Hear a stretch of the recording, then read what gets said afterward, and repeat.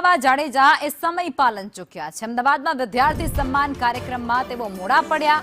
મંત્રીએ સમયસર આવવું જોઈએ તેવું વાલીઓ દ્વારા કહેવાયું અને જેને કારણે વાલીઓમાં થોડો આક્રોશ પણ જોવા મળ્યો હતો।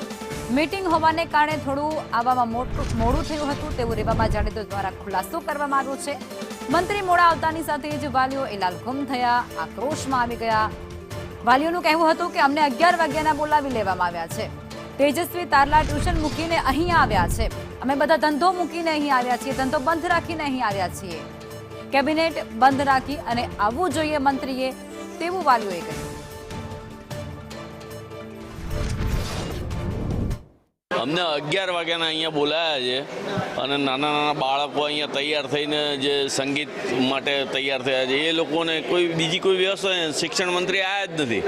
હવે એમને ટાઈમ ના હોય તો બાળકોને અહીંયા તેજસ્વી તાલાવનપુરા અહીંયા ટ્યુશન ક્લાસીસ હોય એ બધું પડતું મૂકીને આવ્યા હોઈએ, અમે અમારો ધંધો રોજગાર બંધ રાખીને આવ્યા હોઈએ।